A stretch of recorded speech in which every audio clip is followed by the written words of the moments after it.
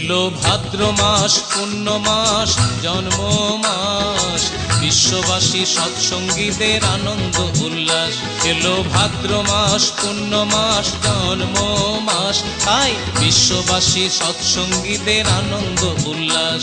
এলো ভাদ্র মাস পুণ্য মাস জন্ম মাস।